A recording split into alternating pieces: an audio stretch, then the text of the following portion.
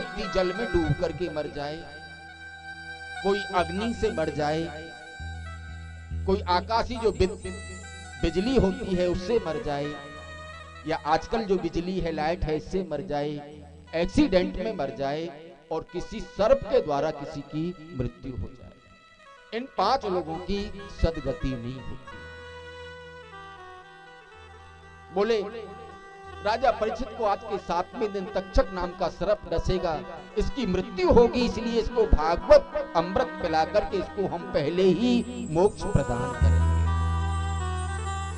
देवताओं ने कहा गुरुजी हम ये स्वर्ग से अमृत कलश लेकर के आए हैं, इस स्वर्ग के अमृत को आप राजा परीक्षित को पिला दो, ये अमर हो जाएगा, इसकी मृत्यु नहीं होगी, और भागवत रूपी अमृत जो आप इन्हें पान करा रहे हैं आप वो हमें पान करा दो।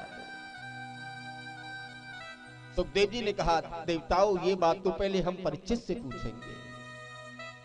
सुखदेव जी ने महाराज राजा परीक्षित से पूछा, परीक्षित बताओ तुम भागवत रूपी अमृत का पान करोगे या स्वर्ग के अमृत का पान करोगे? गुरुजी ये अमृत भी अलग अलग होते हैं। बोले हाँ। बोलो गुरुजी तो अलग अलग कोई विशेषताएं भी तो होंगी। बोले परीक्षित हो सकता है स्वर्ग के अमृत को पीने के बाद भी तुम्हारी मृत्यु हो जाए, लेकिन भागवत रूपी अमृत का यदि तुम पान करोगे तो तुम्हारी मृत्यु नहीं होगी।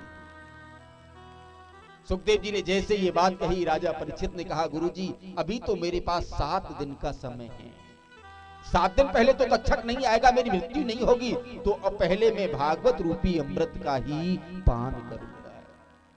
जैसे ही परीक्षित ने ये बात कही सुखदेव जी ने राजा परीक्षित की बात को सुनकर के महाराज देवताओं से मना कर दिया। देवताओं से कहा तुम लौट करके चले जाओ। प्रेमियों देवता जैसे यहां से गए देवताओं ने कहा हमारा इतना बड़ा अपमान हुआ मृत्यु लोक में, भागवत में ऐसी क्या चीज है?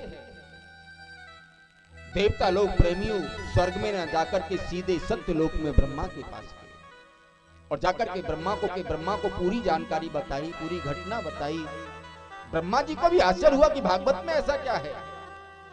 प्रेमियों ध्यान देना, उसी समय सत्य लोक में ब्रह्मा जी ने एक तराजू लगा दी और तराजू लगा करके एक पल्ला में जितने भी जो सत्कर्म होते हैं, जितने व्रत होते हैं, नियम होते हैं, दान होते हैं, पुण्य होते हैं, सबको एक पल्ला में रख दिया और एक पल्ले में श्रीमद् भागवत जी को रख दिया।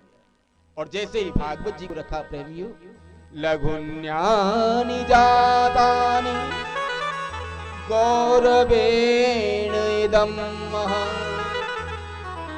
सत्कर्मों का जो पल्ला था प्रेमियों वो ऊपर की तरफ चला गया और भागवत का जो पल्ला था वो नीचे की तरफ चला गया। जो भारी होगा वो ही तो नीचे जाएगा, जो हल्का होगा वो ही ऊपर जाएगा। ब्रह्मा जी ने ध्यान लगाया और समझ गए।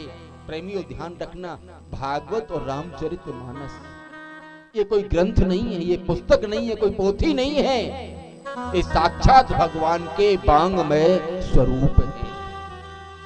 रामचरितमानस मेरे प्रभु राम का बांगमय स्वरूप है और श्रीमद् भागवत महापुराण मेरे कन्हैया का बांगमय स्वरूप है। सूत जी ने भागवत कहना प्रारंभ किया प्रेमियों। सूत जी कहने लगे ऋषियों एक बार नारद मुनि बद्रिकाश्रम में गए, बड़े मलिन मुख थे, बड़े बेचैन थे, बहुत परेशान थे। सामने से चारों भाई सनक सनंदन सनातन सनत कुमार आ रहे थे। चारों भाइयों ने नारद से पूछा नारद कथम ब्रह्मन् दीन मुखा कुतश्चिंता तुरो भवा। नारद जी आप तो ऐसे परेशान हो जैसे आपका सब कुछ लुट गया हो, सब कुछ बर्बाद हो गया हो, बड़े परेशान हो, बड़े बेचैन हो, क्या बात है? जैसे ही चारों भाइयों ने पूछा महाराज नारद जी रोने लगे। चारों भाइयों ने कहा बताओ तो सही क्या कारण है। नारद जी ने कहा मैं अपने दुख से दुखी होकर के नहीं रो रहा हूं, मैं संसार के लोगों के दुखों को देख करके, उनकी पीड़ाओं को देख करके, उनकी वेदनाओं को देख करके दुखी हूं। संसार क्या? बोले हाँ। बोले संसार में कहां गए? बोले मैंने पूरी पृथ्वी पर विचरण किया, पूरी पृथ्वी पर विचरण किया। पुष्करम च प्रयागम च काशीं गोदावरी तथा।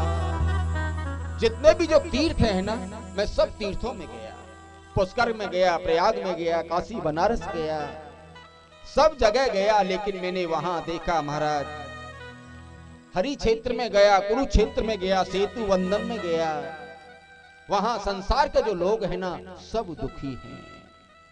प्रेमियों, संसार में कोई ना कोई दुख सब